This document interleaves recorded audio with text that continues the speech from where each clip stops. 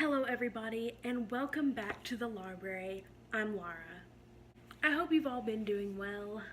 This week was spring break. I didn't really get a spring break except for tomorrow we have Friday off because yay, working for government institutions. But basically I have decided to split up my wrap-ups from now on. For the rest of this year, I think I'm going to try to do 2 wrap-ups a month, do one from the 1st to the 15th, and then, 16th to 30th or 31st, whatever. Just because last month's wrap-up was so long, it was like almost 30 minutes long, and I didn't get very many views. I didn't get many comments or anything, and maybe I just felt like maybe that put some people off, and I think this will just be easier for me, especially since I'm so busy right now, and it'll just make it easier on me, and it'll be a lot more fun to watch. So today is going to be part 1 of my March wrap-up. So let's just go ahead and get into the books that I have already read in this month.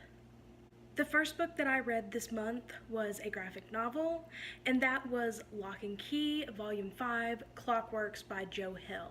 Now, I've talked about Locke and Key quite a bit on this channel. It is a horror graphic novel series written by Joe Hill, as I said, who is Stephen King's son, and this is about a family who goes to live in their father's childhood home, which is called Key House, and there are all these supernatural keys that do paranormal things. I can't talk about this one too much because it is the 5th in the series, and I gave this 5 stars. The first 3 books weren't my favorite, and I almost stopped, but I gave 5 stars to 4, and I gave 5 stars to number 5. So I really enjoyed this. If you like graphic novels, if you like horror novels, you would probably really enjoy this because I have loved it. The next book that I finished this month was The Obelisk Gate by N.K. Jemisin, and this is the 2nd book in the Broken Earth series by her. I talked about the first book, the 5th season, last month, and it being one of my favorite fantasy books I've probably ever read. It was 5 stars. So book number 2 I can't talk too much about because spoilers again. In this book we are continuing to follow some of the same characters from the first book as they go through this season. We continue to follow these characters and learn more about orogeny and what this means for the planet and for their lives. And I ended up giving the second one 4 stars. I did not like it quite as much as the first one, but I still enjoyed it. It was just a really good book. I love N.K. Jemisin's writing. I am currently reading the 3rd one, and I'm excited for this series just to find out what's going to happen, and hopefully I can read some of her other books eventually too. The 3rd book that I read this month was The Winter People by Jennifer McMahon, and I had heard this talked about by several people on BookTube that I love. I believe I heard about it from April from Getting Hooga With It, and also from Katie from Chapter Stacks, and they both really loved it and had great things to say about it. It actually wasn't on my 2018 TBR, but I wanted something a little creepy in my life, so I decided to go ahead and pick this up. And this book is very different but very interesting. It kind of goes between several characters and several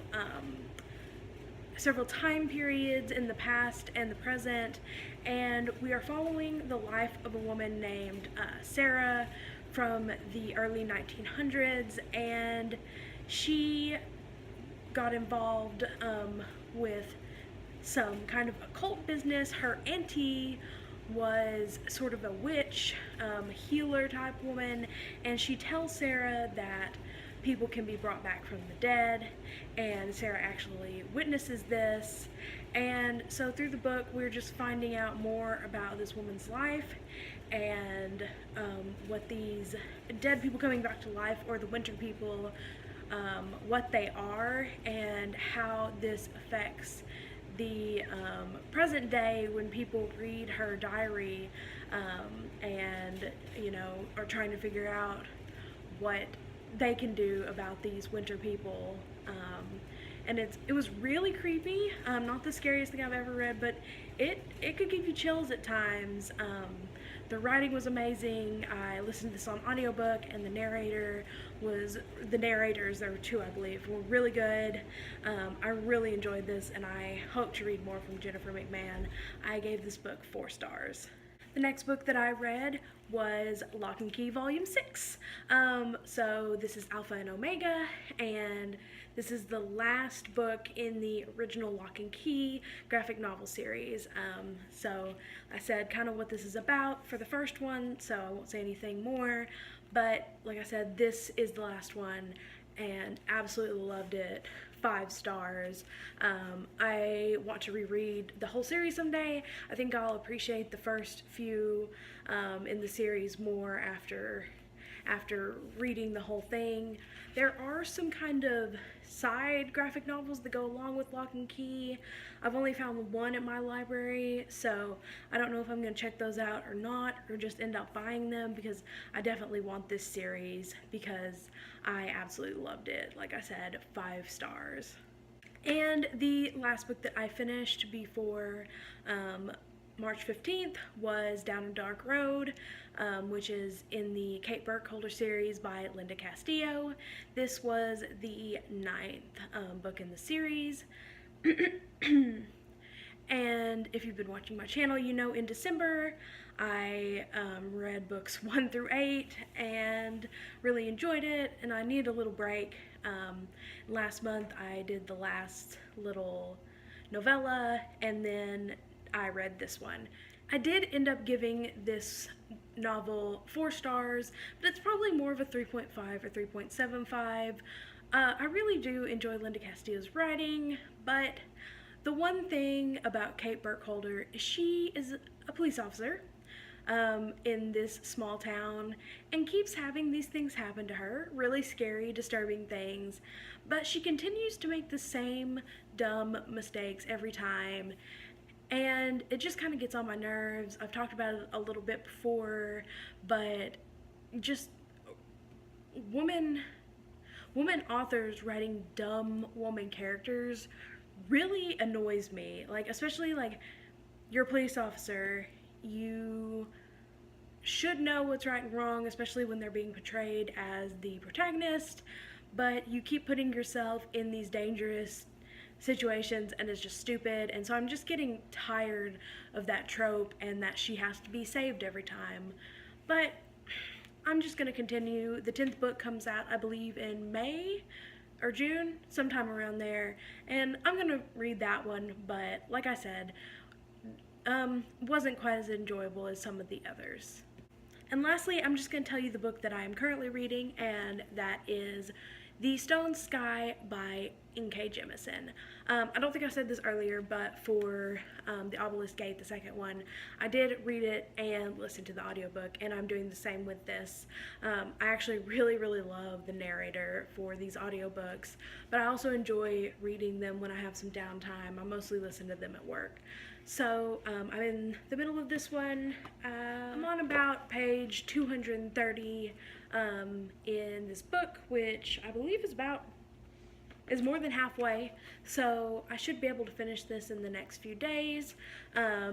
So I'll read that, and I also have Saga Volume 8 to read. I have it from the library, so I have that to read, so hopefully I can actually get that done this weekend, because I can usually get through those pretty fast. And then hopefully I'm going to get to some of my books that I own to read this month and continue to do that. I'm in kind of a horror mood, so I'm hoping to pick up some horror books from the library soon, some shorter ones maybe, because I just don't have that much time to read right now, but I still really want to. So, like I said, those are all the books that I have read and the books that I am currently reading. I hope you enjoyed them. Let me know if you've read any of these books and what you thought about them, and let me know what you've been reading in the first half of this month. I hope you're all having a great day and a great week, and I will see you in the next video. Bye.